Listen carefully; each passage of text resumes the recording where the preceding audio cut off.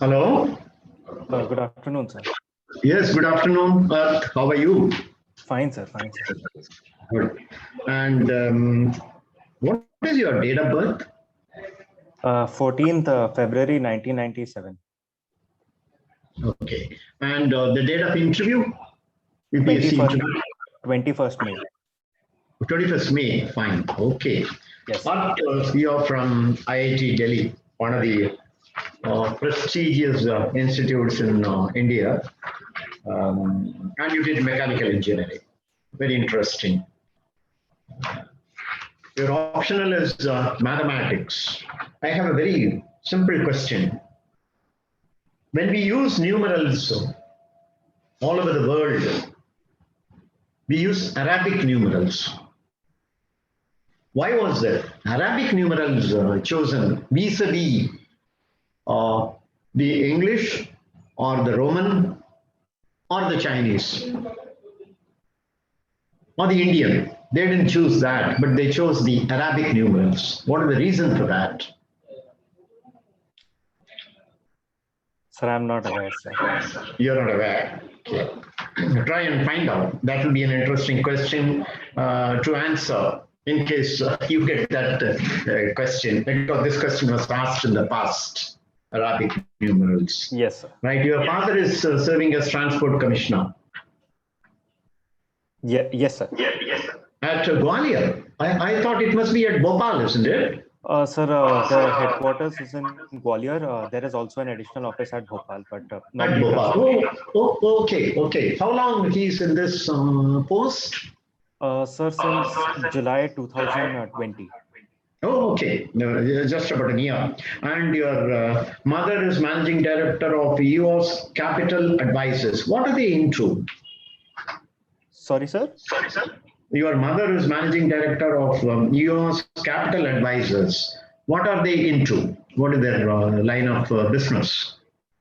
Sir, it's an investment banking firm. It helps companies raise capital as well as provides advice into mergers, acquisitions, and IPO. Oh, okay. Good. So you have the civil service background and the finance background running into the family, which is very interesting. And you yourself being a mechanical engineer by discipline, and you have been a champion of chess and a lot of recognition as far as that game is concerned. I find in the listing. What is OpGem Scholar? Sir, OpGem Scholar stands for OP General Engineering and Management Scholarship. So every year they give 200 engineers and 40 management graduates. Oh, this is from the Jindal's group, is it? Sir. Oh, okay. And in your case, it was for engineering. Yes, sir. This is from what level to what level? For your undergraduate program or? So the engineering part is for undergraduate in only 3 streams: mechanical, civil, and electrical. And the management is for the management degree, sir. Okay. And in the Asian parliamentary debating, which you had mentioned, at what level you reached?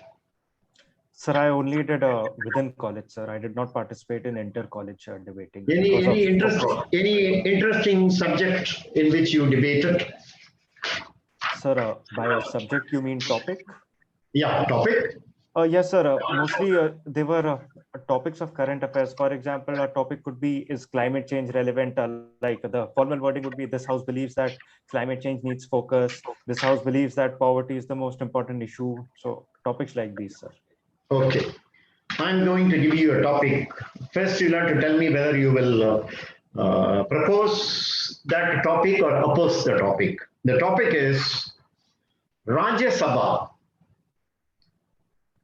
is like a Stepney tire, useless otherwise. Rajya Sabha is a Stepney tire, useless otherwise. What is going to be the line of debate? Sir, so I will go for oppose, and my line of debate approximately would be that first I'll accept that while there are certain shortcomings, this will be my beginning, but my model would be on that despite these shortcomings, Rajya Sabha plays a crucial role. So in this, I would like to highlight that it serves as a second chamber for reviewing policy decisions and for course correction if there is any. It serves as a house where we can have professionals and specialists from based on the nomination. We will also highlight that there are certain shortcomings of nomination to Lok Sabha. For example, the rough politics, which everyone may not be into, that Rajya Sabha helps overcome. And then we will, in the end, we will highlight the additional powers of Rajya Sabha. For example, legislation on stateless under Article 249, or the creation of a different service, All India service under Article 312. Good. You can also mention when you talk about Rajya Sabha that it is a house of elders. Yes, sir. Because that is the most important thing. It is, though the equally representative is the Lok Sabha, but in the case of Rajya Sabha, it is always known as the House of Elders. That means better wisdom, yes, sir. better experience, better intelligence. You can always mention that. Sir, So, I have a yeah. Do I get the Yes. recording, or should I keep writing right now? Yeah, you can record it. No, will they give me recording? Otherwise, should I keep writing right now? I will just find out what are they. I think they are recording. I will ask them. And the candidates recording கொடுப்பீங்களா? Yeah, you will get. You will get. Okay, right. Arth, in a few years' time, I want to see you as district magistrate in Haridwar. In that scenario, they are telling you that in the next 1 year's time, there's going to be a Kumbh Mela. So what will be your line of activity? The moment I call you and tell you that there is going to be a Kumbh Mela in the next 1 year's time and you are in charge, you are the district officer in charge. What is going to be your line of thinking and activity? Sir, as the DM, since it would be my first time holding the Kumbh, I would want to read up on the experiences of past Kumbhs. So past 2-3 Kumbhs, I would want to see how the district magistrates that time tackled Kumbh. What were the issues that arose? How did they tackle them? And at a personal level, I would want to talk to each of the district magistrate personally, and I would want first-hand experience that what all could go wrong, what all went wrong, and what all was the course correction that was done. Very good. In fact, I asked this question to some other candidates. Nobody talked about reading about the past. So this is the first thing you have to do because you have a lot of time, 1 year time. In that 1 year time, first thing is to go by the historical developments. For any problem, to find a solution, you must understand history first. So I think you struck the most crucial point. That is, I will go into the past and find out what went right and what went wrong, which is good. I think that is the correct approach. In the case of Russia, recently there was a constitutional amendment. Now that amendment has brought in such a lot of tumult in the political atmosphere all over the world. Are you aware of that constitutional amendment in Russia? Sir, I only have a surface level knowledge. I believe that the amendment was new 2 months as president. If I'm correct, sir, I'm not sure, sir. I did not hear you. There was some transmission problem. Can you repeat it? Your answer? Yes, sir. Sir, it's showing internet connection is unstable. Are you able to hear? It was unstable. Yes. Okay. Yes, sir. Sir, so I believe, as far as I know, the amendment allows Mr. Putin to continue as president for 2 more terms. Yes. Is it okay? in the background of Soviet Union and Russia? Sir, the Soviet has always been a single party, essentially a single party state. Even during the USSR times, they had a very strong hold, and the media freedom was always less. If we see the parameters of either media freedom or the existence of oligarchy, it has always been because it has been controlled by single leaders. So by that metric, even the main opposition leader this time, Navalny, he has been jailed, sir. So, with the background of Soviet Union, you feel that it is okay. But in the case of a global perspective on democracy and political development in other areas, it is not considered okay. Then it is not a democracy at all.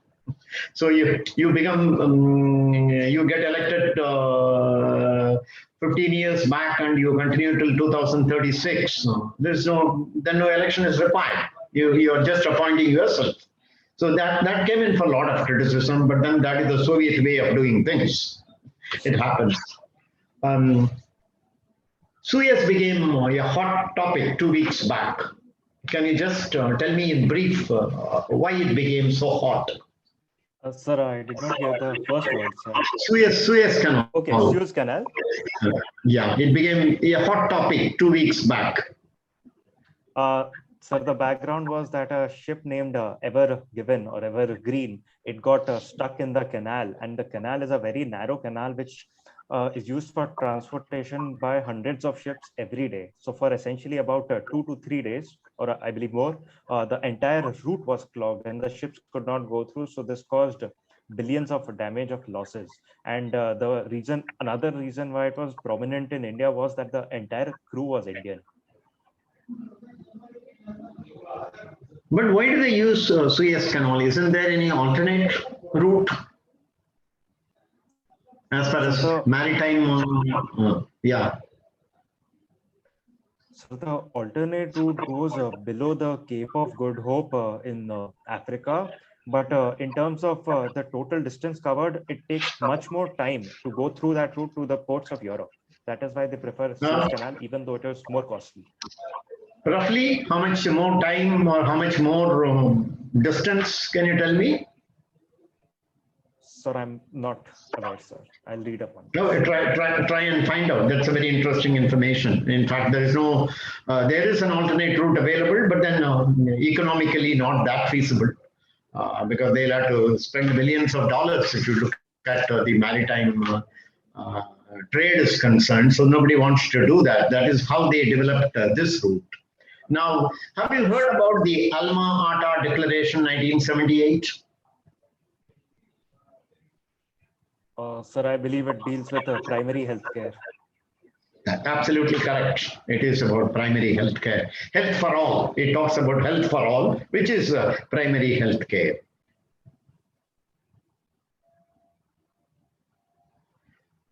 Siachen. Now, Siachen Glacier is totally hostile. Nobody can live there. If you look at the climatic conditions, if you look at the land profile, but why it has become so important to us?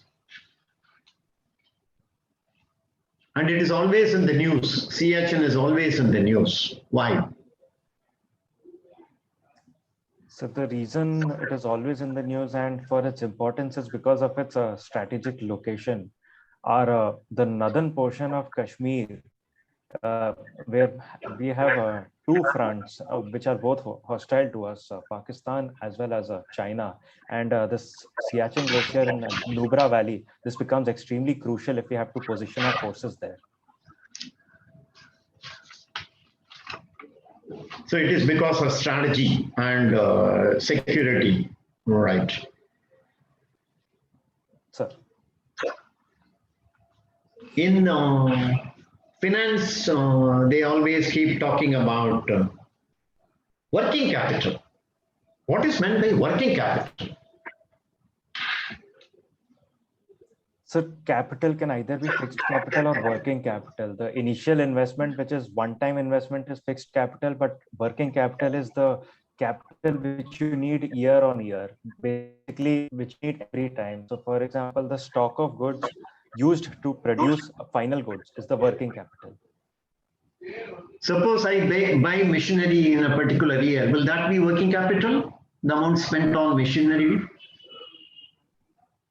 Sir, I believe it will be fixed capital. Yeah, that's a capital expenditure which does not go under working capital. Right.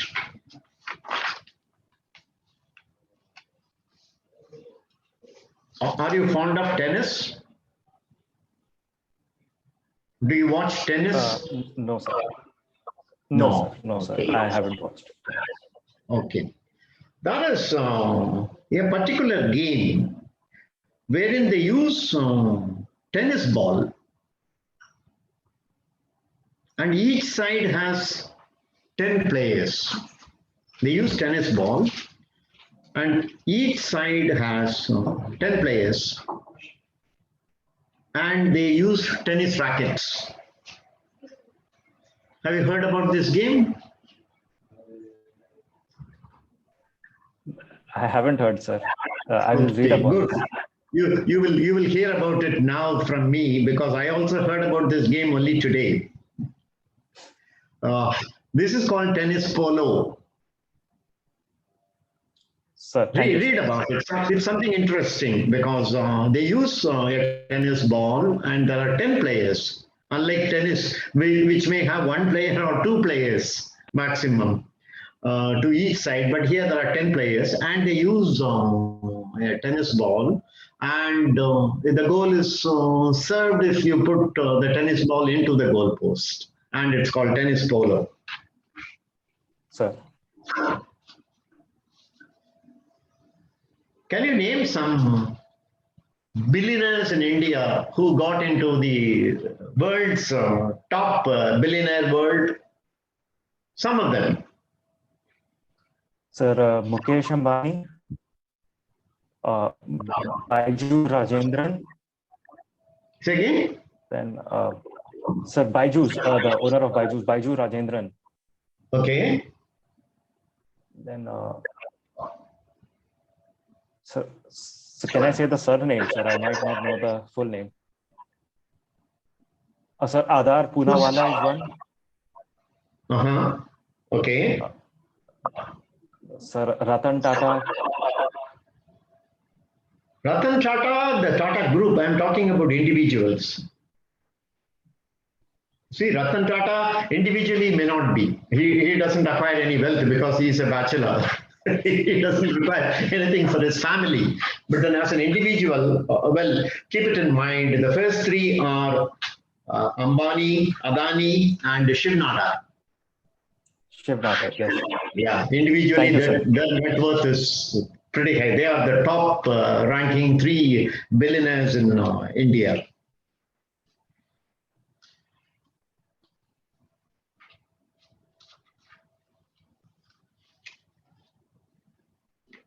Why this problem in Sukma?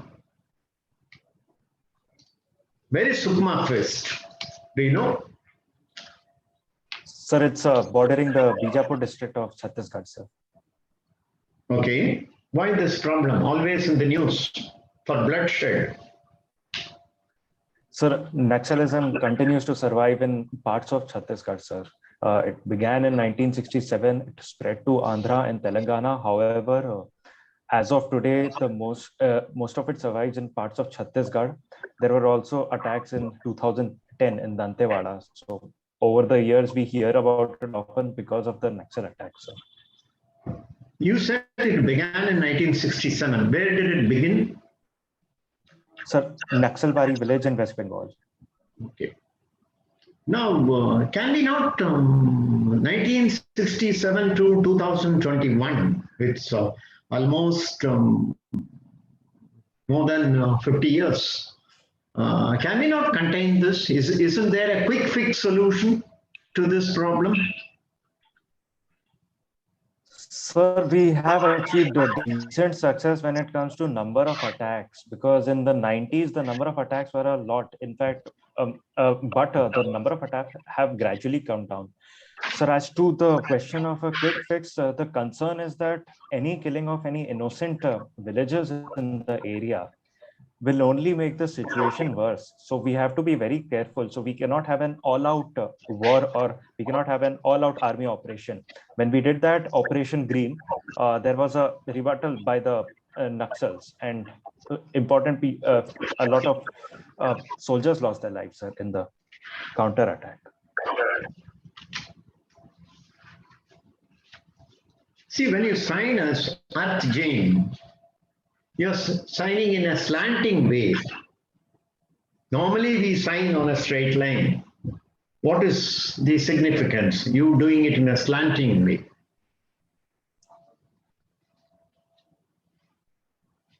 Sir, I'm not sure. Should I take a guess here, the significance? Yeah.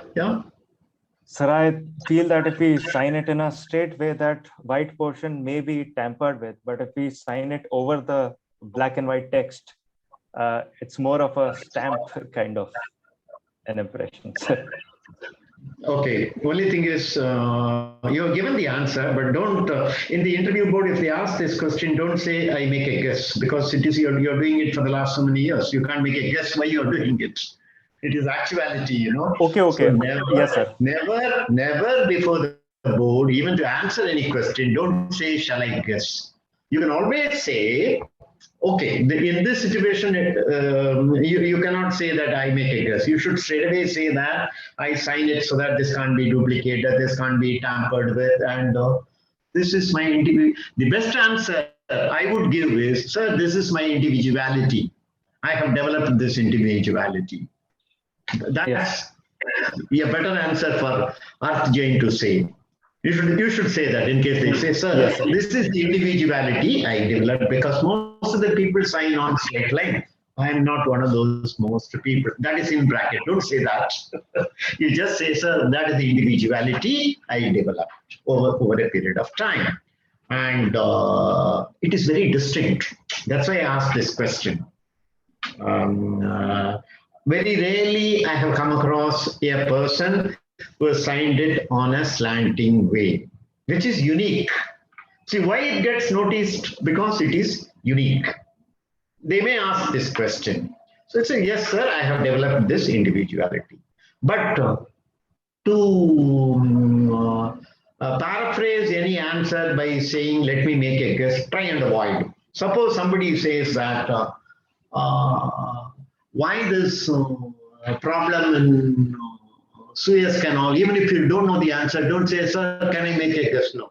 Sir, I think in Suez Canal, the problem happened because of this. You know, like that, you say. Don't say, let me make a guess. Because in the interview board, you are not supposed to make any guess. If you know the answer, say that. If you don't know, leave it. You can always admit that I do not know, but never make a guess. Reason being, 50% of the guesses which you make will be wrong. 50% could be wrong. But the moment you say that I do not know, then it is plus minus. It is not negative. Where there you have a chance of scoring 50% negative markings. That is why never use this phraseology, let me make a guess. If you know it, yes, straight away give the answer. If you do not know, admit it. There's nothing wrong. The interview board do not want 100% answers. And the interview board Yeah. So what happens if I'm 70% sure and 30% not sure? Should I then? Don't say yes. Sir, I have a feeling. Sir, I have a feeling. It is. Or you can say, with reference to this, I heard this. Try and make it very generic. Don't make it a negative this thing. I think, I thought, all those things are telling the interview board that you're not very sure. You can always say, with reference to this, I heard about this. And then just leave it. And don't ask the interview board, is it correct? Never ask them that question. Because then you are not very sure. See, first, you made a guess.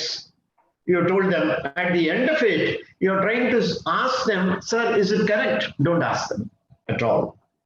Be positive, try and give the positive answers. And it may so happen, you were talking about, I will make a guess, if it is 70-30, 30% of the answers you can say no, there is no problem at all in the interview board. Because as I said, interview board is not trying to select you for a job. This interview board is to assess your personality. See, this is not a typical job interview. This is to find out your personality. And what is Arth Jain's personality of the last 23 years of his growth and development? How it will fit into the civil service? How does he react to a given situation? Does he have adequate knowledge? It doesn't want what shall I say, fantastic knowledge, but it wants adequate knowledge of things around. Is Arth Jain trying to look around 360 degrees or not? Why did I ask you the question about the Kumbh Mela? 1 year time I give you. Then you sat, you thought about it for a second, cool, calm. You said, I will go back and see what went wrong, what went right. That is what they want. Cool, calm, composure. Very rarely you will come across lightning situations and lightning solutions. Very rarely. It will come. Calamities come. There may be an earthquake in your district. There may be a flash flood. But very rare. Not as a matter of routine. As a matter of routine, you will always have reaction time. That is what they try. See, they want to see whether you are panicking. The moment I talked about Kumbh Mela, you didn't panic. But there are people who panic. Well, in fact, one of the candidates, I advised him, that candidate, when I said, you're made a district officer for Kumbh Mela, what would you do? I didn't say 12 months time you have. What would you do? He said immediately, he says, I will call the police officer. No, that is not the answer, calling the police officer. Why? Why should you call the police officer? First, you will have to make the plan and keep the plan ready. And Kumbh Mela is not run by the district magistrate and the police superintendent. It is run by hundreds of agencies, their coordination, and you are the coordinator.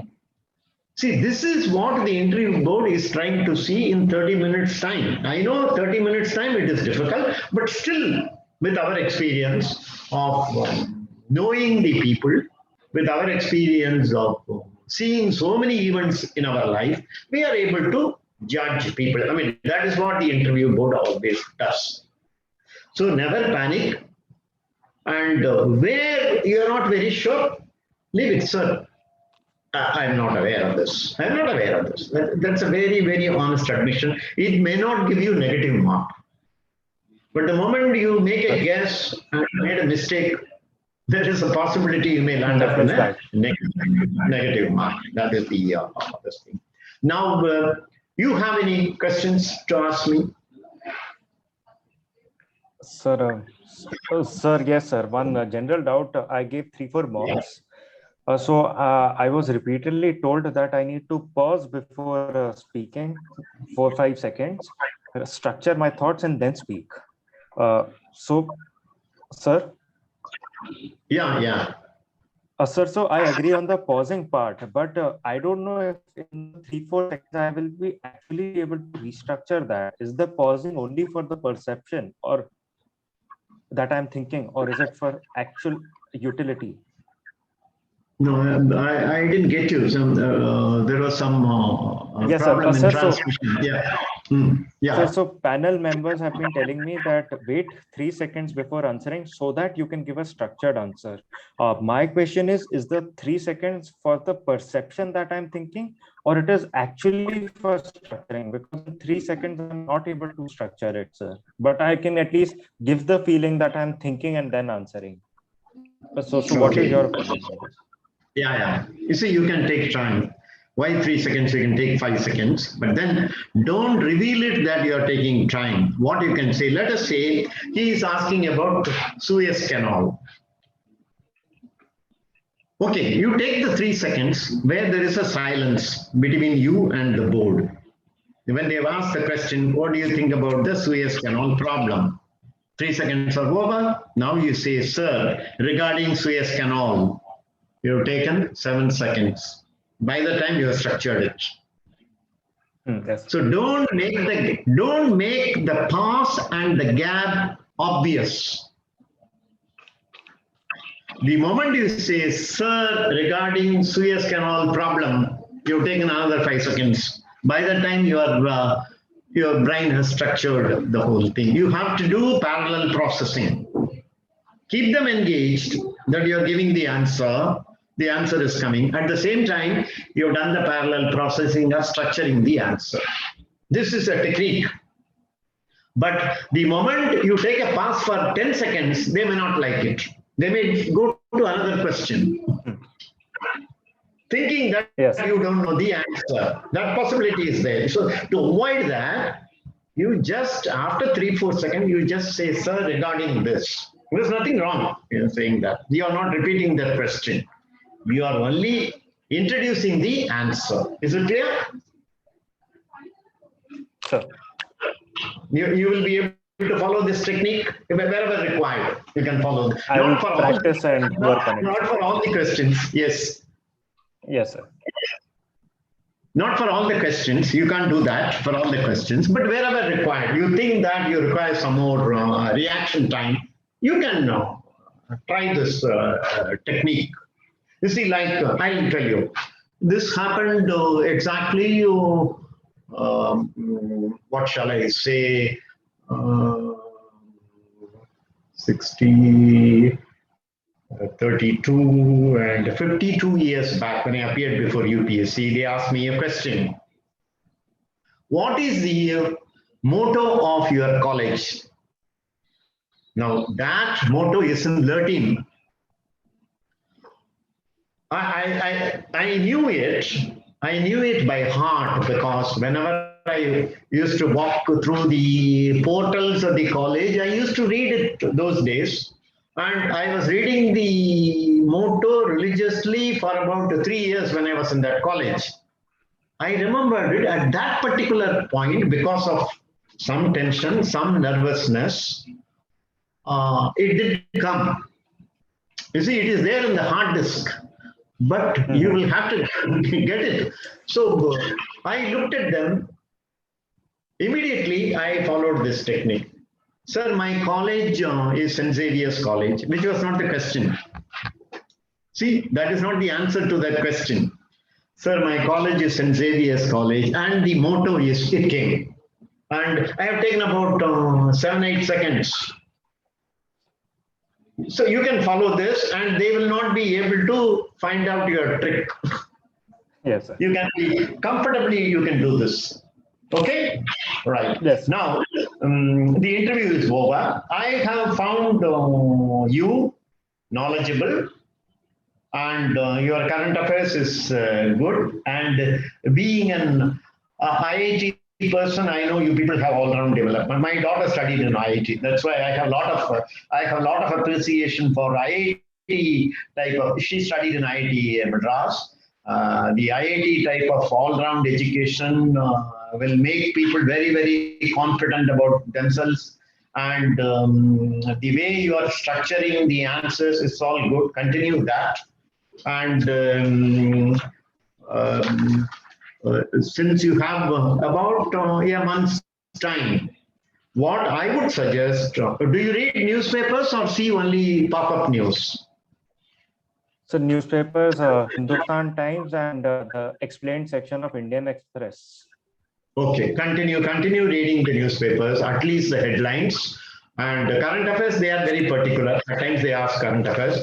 But my experience, the last few years, after talking to so many people who have been interviewed, 50 to 60% of the questions is from that. So you yourself know what are the questions and you know the answers. I mean, whatever the answers are required, you already know. Just rehearse them. What type of questions could be asked? But what is written there, you must know the answer 100%, especially about your extracurricular activities, about your hobbies and all, and about the family background. Quite likely they may ask something about your father, mother, their profession. And so that